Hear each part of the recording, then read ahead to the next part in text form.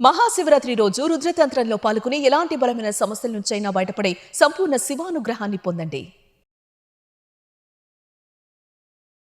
నమస్కారం ఉమా గారు. నమస్తే అమ్మా. ఫిబ్రవరి 26 మహాశివరాత్రి సందర్భంగా ఎస్పెషల్లీ రాశుల వారు కనుక మనం చూస్తే మీన రాశి వారు కనుక ఒకవేళ ఈ కార్యక్రమంలో కనుక పాల్గొంటే వాళ్ళకి ఉద్యోగపరంగా, ఆర్థికంగా, అలాగే వ్యాపార పరంగా ఎలాంటి లబ్ధి పొందే అవకాశం ఉందంటారు గురుగారు? మీనరాశి వాళ్ళకి రాబోయేటువంటి రోజుల్లో మనం చూసుకుంటే ఏలినాటి శని ప్రభావం ఆల్రెడీ ప్రారంభం అయిందమ్మా. మనం చేసేటువంటి కార్యక్రమం ఫిబ్రవరి 26వ తారీఖు మాఘబహుళ చతుర్దశి మహాశివరాత్రి పర్వదినమును మనం చేస్తున్నాం. ఇది మీనరాశి వాళ్ళకి తప్పకుండా చేరి తీరాలి ఈ నేను చెప్పేటువంటి మాటలు. ఎందుకనంటే మీనరాశికి జరిగినటువంటి 2 సంవత్సరాలుగా ఏలినాటి శని నడుస్తుంది.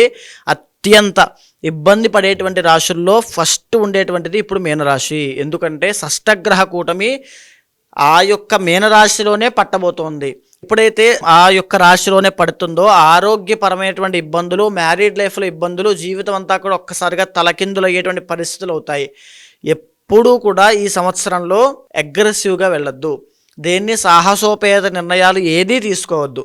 తీసుకున్నారంటే నష్టపోతారని చెప్పి క్లియర్ కట్గా చెప్పచ్చు. కాబట్టి తరువాత జూదము, వ్యసనాలు, అలవాట్లు ఏమైనా ఉన్నవాళ్ళైతే ఖచ్చితంగా వెంటనే మానేసేయండి.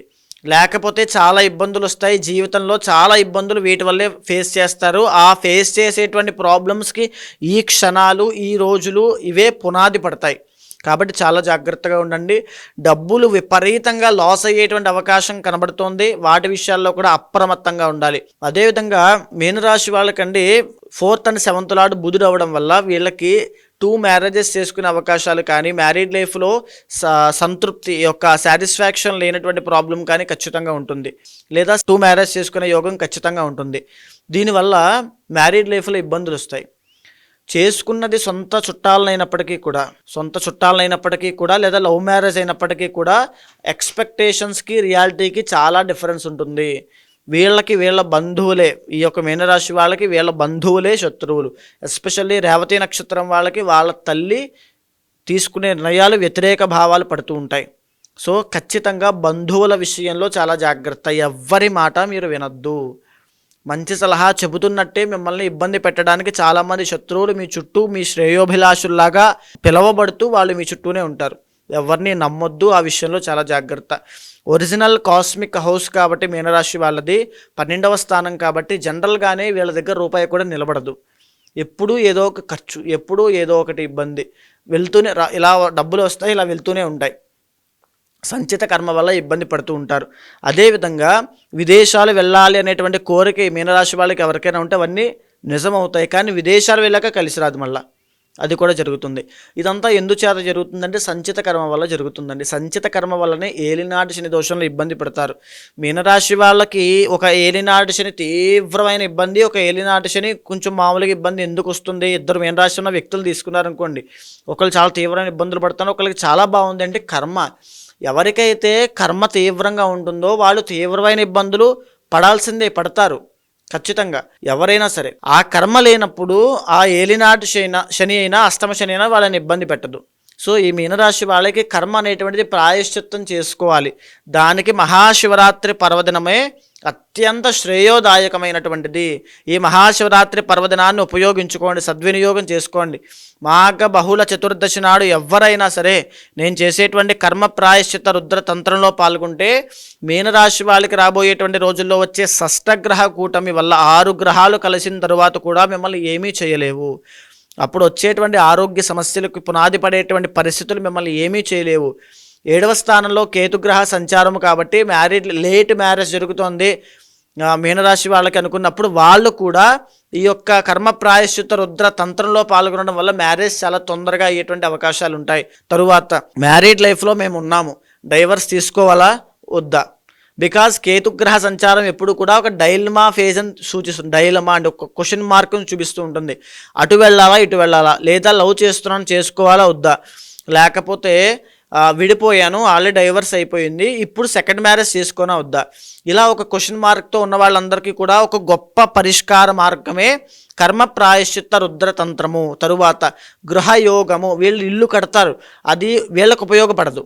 ఈ మాట గుర్తుపెట్టుకోండి. వీళ్ళు ఇల్లు కడతారు, అది వీళ్ళకి ఉపయోగపడదు. ఎయిదర్ వేరే వాళ్ళ పేరు మీద పెట్టడం వల్ల అది వాళ్ళు తీసుకుని వాళ్ళు అనుభవించడం వల్ల అయినా జరుగుతుంది, లేదా ఇల్లు కొన్న తర్వాత అది కబ్జాకి గురవడం కానీ, లేకపోతే ఆ గృహము దేనికి పనికి రాకుండా ఉండిపోవడం కానీ జరుగుతుంది. అదేవిధంగా వీళ్ళకి జాతకంలో 11th and 12th లార్డ్ శని అవుతాడండి. లీగల్గా లేకపోతే గవర్నమెంట్ పరమైనటువంటి చిక్కుల్లో పడడానికి, ఆ ఫైన్స్ కానీ, ఆ ట్యాక్సెస్ కానీ, ఆ పనిష్మెంట్స్ కానీ అనుభవించడానికి వీళ్ళ దోషం, వీళ్ళ ప్రమేయం లేకుండా, వీళ్ళ తప్పు లేకుండా మాట పడడానికి, లేకపోతే ఆ యొక్క చాలామంది ఈ శని జాతకంలో ఇప్పుడు వీళ్ళకి ఏలినాటి శని నడుస్తుంది కదండి, ఇంటర్నల్ జాతకంలో శని కూడా బాగాలేదనుకోండి, జైలు జీవితం అనుభవిస్తారు ఖచ్చితంగా. ఆ మాట వాస్తవం, గుర్తుపెట్టుకోండి. వీళ్ళ తప్పున్నా లేకపోయినా అది జరుగుతుంది. పోలీస్ స్టేషన్ దాకా అయినా వెళ్ళొస్తారు. అది ఎంతవరకు జరుగుతుంది అనేటువంటిది వాళ్ళ ఇంటర్నల్ జాతకం మీద ఆధారపడి ఉంటుంది. దాంతో పాటుగా వెన్నుపూసకు సంబంధించిన ఇబ్బందులు మీనరాశి వాళ్ళకి ఖచ్చితంగా వస్తాయి. మీ యొక్క ఆరోగ్యాన్ని చాలా చక్కగా చూసుకోవాలి, లేకపోతే వెరీ సివియర్ ప్రాబ్లమ్స్ వస్తాయి. బికాజ్ 12th లో శని ఉన్నాడంటే దీర్ఘకాలిక ఆరోగ్య సమస్యలను సూచిస్తాడు. కాబట్టి ఇలాంటి ప్రాబ్లమ్స్ మీరు చూసుకోండి. మీ జీవితంలో ఇవే కాకుండా మీకు ఎలాంటి సమస్యలు ఉన్నప్పటికీ కూడా అవన్నీ సాల్వ్ అవ్వడానికి కర్మ ప్రాయశ్చిత్త రుద్రతంత్రం అనేటువంటి చేస్తున్నాను. ఉదాహరణకి మీనరాశిలో ఉండేటువంటి రేవతి నక్షత్రాన్ని మీరు తీసుకున్నారనుకోండి, 4వ పాదంలో జన్మించిన వాళ్ళకి తండ్రికి దోషం ఉంటుంది. అది చిన్నప్పుడు నక్షత్ర శాంతి ఆచరించాలి. అది ఆచరించకపోతే తండ్రిని మరణించడం కానీ, ఆరోగ్య సమస్యలు రావడం, ధన నష్టం కలగడం కానీ జరుగుతాయి. సో అలాంటి దోషాలు మీరు తెలుసో తెలియకో వాటిని నివృత్తి చేసుకోకపోతే, ఆ పూజలు చేయకపోతే ఈ కర్మ ప్రాయశ్చిత్త రుద్రతంత్రంలో పాల్గొనండి. పితృశాపం కనుక మీకుంది అంటే అది ఎన్నిసార్లు ఎక్కడ ఏం చేయించినా మీకు అది ప్రాయశ్చిత్తం అవ్వకపోతే కర్మ ప్రాయశ్చిత్త రుద్రతంత్రంలో పాల్గొనండి.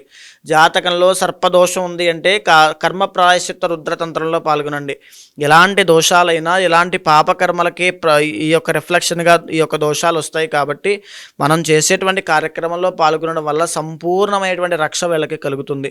గురుగారు, జాతకరీత్యా కావచ్చు, లేదు కర్మ వల్ల వారు ఎదుర్కొన్న సమస్యలకి పరిష్కారం చేసుకోవాలి. మీరు అన్నట్టుగానే February 26th రోజు ఎవరైనా కూడా ఆఫ్లైన్లో కావచ్చు, ఆన్లైన్లో కావచ్చు, మీరు చేసే కార్యక్రమంలో పాల్గొనాలి అంటే ఎలా ఉంటుంది గురుగారు? తప్పకుండా అండి. మీకు కింద కనిపించేటువంటి నెంబర్కి కాల్ చేస్తే మీకు మా వాళ్ళు పూర్తి వివరాలు ఇస్తారమ్మా.